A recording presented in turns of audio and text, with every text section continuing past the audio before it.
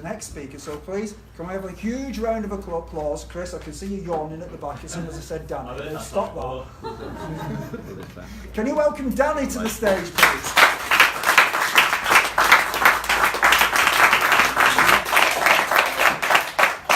Okay. Hello, Facebook Live. How is everybody? Great to see you. I'm not Jimmy. I'm Danny. I'm here to welcome Jimmy. Jimmy's going to be doing a speech from one of the advanced manuals, which is Speaking to Inform. He told me it was the first one, which it wasn't. I've checked. It's actually from the fact-finding report speech. So I don't know if Jimmy knows this, but after the 7 minutes are up, he's going to get for you guys to ask some questions. So feel free, after that we put 3 minutes on the clock, the audience can ask questions to Jimmy. The speech is called Neurogenesis, which sounds like a band that I'd probably listen to.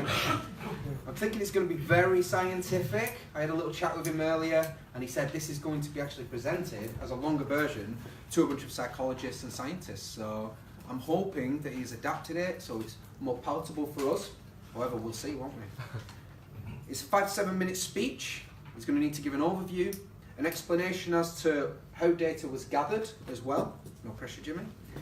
And of course there are those questions at the end which he'll field from the audience, which is going to make up a big part of this speech and a big part of my evaluation as well. How he responds, is he prepared, has he actually done his research, or is all this just made up on the spot like Jimmy usually does?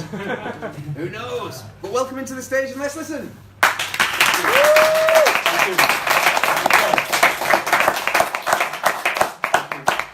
So early in the 1900s, the general consensus was that no neurons could be generated in the adult central nervous system. And the research by Kajal in 1928 suggested that once you've had brain development, then you could produce no more neurons in the adult brain. Altman and Das in 65, according to their research, demonstrated that neurons were produced in adult hippocampus of rats. Now, that was in the 60s. If we sort of fast forward to the 90s, where in the advent of new technological advancements in the field of neuroscience, it was proven that neurogenesis could occur in regions of the adult brain. And that was really significant. That's, I think, in my opinion, one of the biggest breakthroughs in neuroscience in the last 30, 40 years. I'm going to explain why in the time I have. So neurogenesis is important because there's a correlation between increasing neurogenesis and cognitive functioning. There's a correlation, according to the research, between the two. And in short, is the process of making new brain cells. Okay, so our brain cells die off, as you're probably well aware, at a certain point in our life, but we can produce new ones. And that's got huge ramifications in terms of a biomarker. So according to the research, we go back to the research again, there's a potential correlation between the rate of neurogenesis as a biomarker for mental health. And that's really significant. There are other biomarkers too, and some people would suggest to say that this is one of the key biomarkers, which will sort of touch as we go along. One book I would recommend, which is quite useful, albeit it's not one of my books, which I should be recommending, but a book that's quite useful to read is The Neurogenesis of Diet and Lifestyle. And that was written by Brant Courtwright, PhD. Really fascinating book, and he talks a lot about what we eat and the correlation between our diet, amongst other things, and the rate of neurogenesis. And that's really important, I think, in view of eating and modulation of neurogenesis. And according to research, we're going to touch on shortly, lower rates of neurogenesis are associated to or correlate to cognitive decline, such as memory, stress, anxiety, and even depression. So there's a correlation there.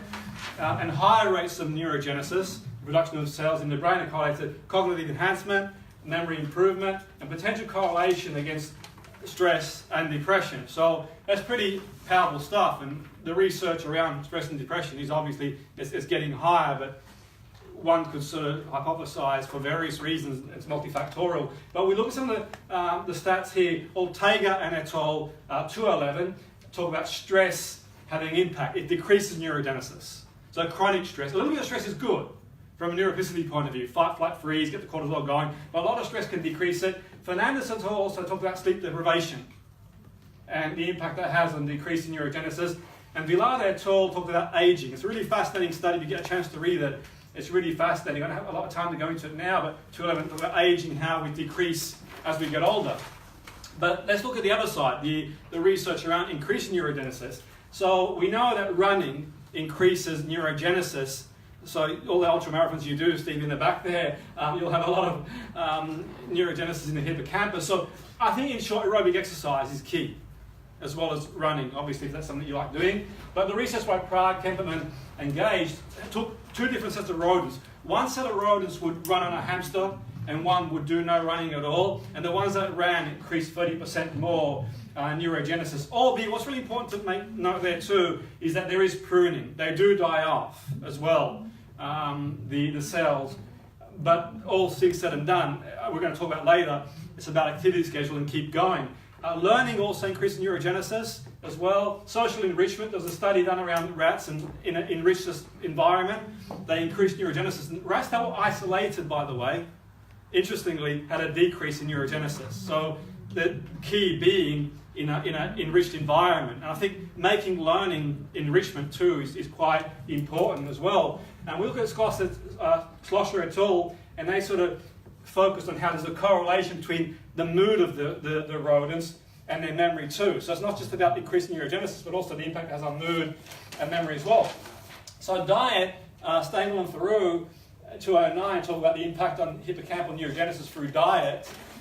And that's really important too, because we talk about the modulation, intermittent fasting, flavonoids containing cocoa, foods with dark skin such as blueberries. These are really important things. And omega-3 in fatty acid in oily fish, they also have increase in neurogenesis. These aren't exhaustive, just a few that I've picked out in the time that we have. Resveratrol in red wine also increases neurogenesis.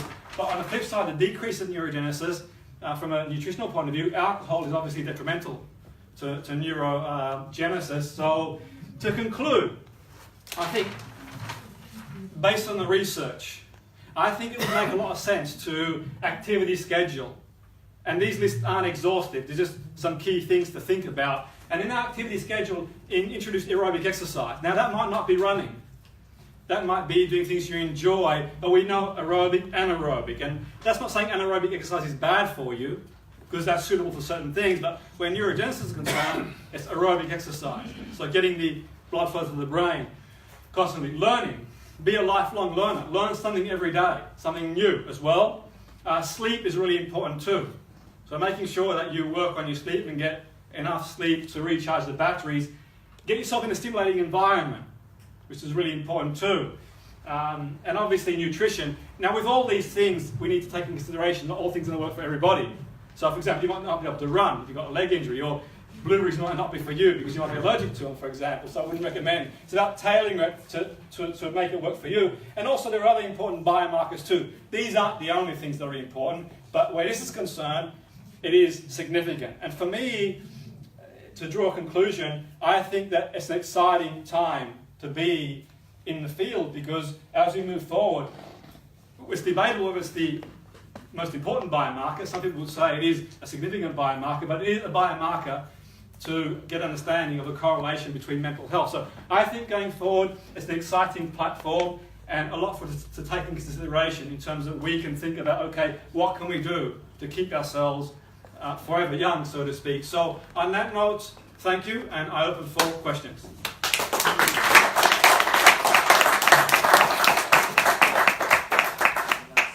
Okay, any, yes? You were saying that both learning and exercise were viable for neurogenesis.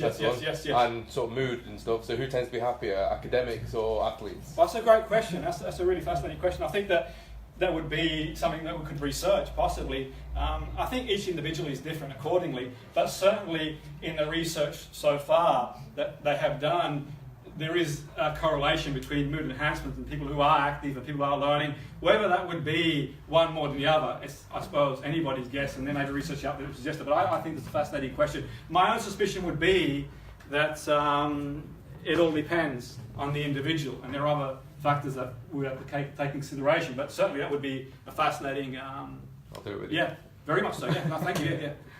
What's the relationship with stem cell? stem cells and Neurogenesis. I thought it was generated only with stem cells and neurogenesis.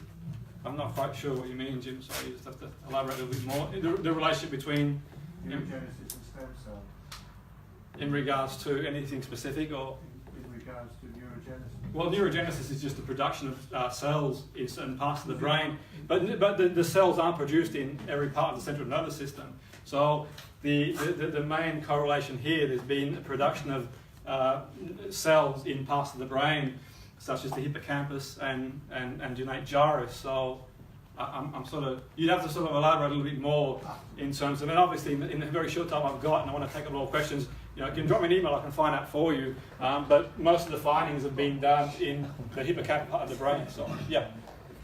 You made a reference between, oh sorry, Yeah.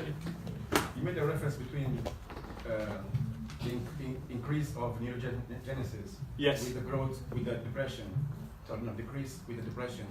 Can it be medically induced in order to increase and cure depression? I think the thing is I mean, it may potentially be used as a biomarker. One thing's for sure, I think depression is multifactorial, so we couldn't link, at least in my opinion, based on the research, depression to just neurogenesis alone, but there is a correlation there between the production of cells in the brain and depression in animal model, that's for sure. So I think the answer to the question would be there would need to be a lot more research in that area to get anything conclusive. But from a causal relationship point of view, it would be very difficult to define. There is correlations there, but equally, I think we're at the stage, at least on what I can see, where we sort of can separate the mesh and sort of get a clearer idea of what the correlation is anyway. But does that sort of answer? Yeah. Thank you. Okay, are there any downsides to increased neurogenesis? Good question.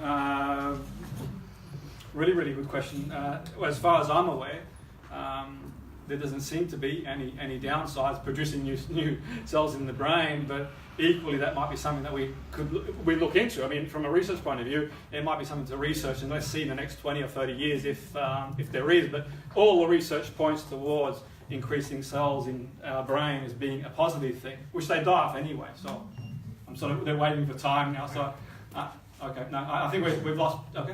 Yeah. I mean, feel free to email me, drop me a line, whatever you want to do. I'm just mindful of time. I've been given this sort of small allocation.